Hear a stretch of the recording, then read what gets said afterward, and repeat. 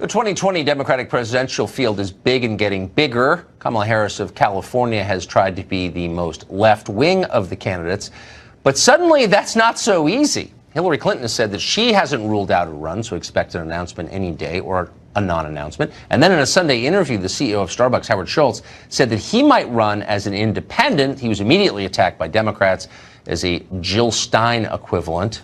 Chaos, basically. Fox Washington correspondent Kristen Fisher has been following this and joins us tonight. Hey, Kristen. Hey, Tucker. Well, Kamala Harris, she sure spent a lot of time in that speech going after President Trump and his policies. She called his wall a medieval vanity project, and she called his policy of separating families at the border a human rights abuse. As for her own policies, though, she's proposing tax reform that would reverse the Republican-passed tax cuts, criminal justice reform. She says that she's running so no parent has to teach their young son that police officers, and I'm quoting here, stop him, arrest him, chase him, or kill him because of his race. And she also wants universal pre-K and debt-free college and Medicare for all. Now, on that last point, another possible 2020 contender is calling free health care as false a promise as the wall. The Starbucks billionaire Howard Schultz is infuriating many Democrats by threatening to run as an independent, which could split the anti-Trump vote and help him win a second term.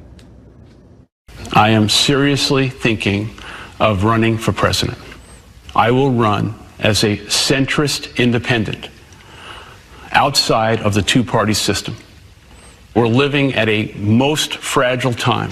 Not only the fact that this president is not qualified to be the president, but the fact that both parties are consistently not doing what's necessary on behalf of the American people and are engaged every single day in revenge politics.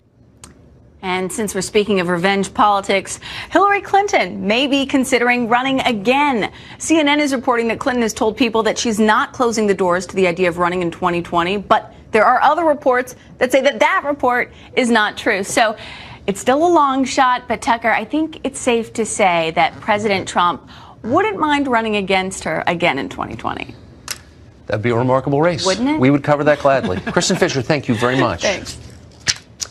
Author and columnist Mark Steyn has spent endless hours at the dog track and always wins, so he's perfectly qualified to handicap all political races, including this one. Mark, great to see you.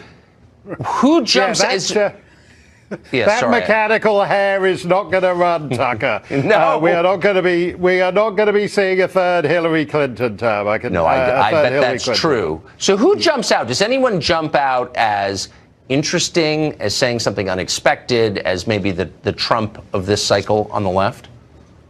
Well, what's interesting, I think, about this cycle, and that's another reason why Hillary is all wrong for it, is that this time round, and it's unfortunate for Bernie Sanders himself, but actually everyone is running as Bernie. If you look at Kamala Harris's platform, free pre-kindergarten for everybody. Even if you think that's a good idea, do you want a secretary of pre-K in Washington organizing that for 350 million people? The universal health care, the universal free college, this is a party that is actually moving left at an astonishing rate. And the difference between now and then when Hillary ran is that basically everyone is Bernie. Everyone is Bernie and there's no room for a Hillary. Even old Joe Biden, when he stands up there, he doesn't even know the term systemic racism.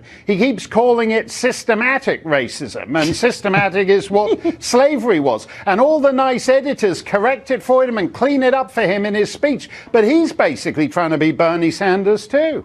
Poor guy. He's too old to be woke. What about Bernie himself? I mean, does he have a shot in a field full of lookalikes?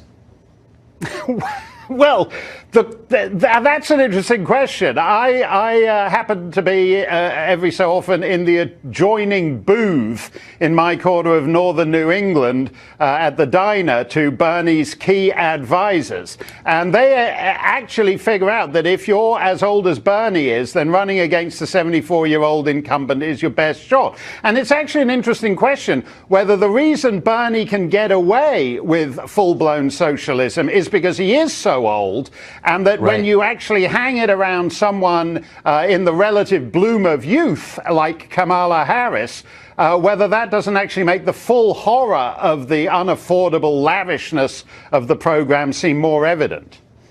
That's a deep point. I think it's easier to take from Bernie because you at least say, well, he's like a kind of legitimate Soviet. You know, he was old enough to remember. Well, like he's like the genial old uncle. It seems less menacing. As for the Starbucks guy, when it's polls are closing in Florida at 7 o'clock, that's the only place in America where the lines are longer and slower than Starbucks. So this is a natural career move for that guy, I would say. Yeah, he's the world's biggest operator of homeless shelters now. Absolutely. Yeah. Starbucks, Mark Steyn, great to see you. I know, sorry, that was Thanks a lot, Tucker. Good to see you.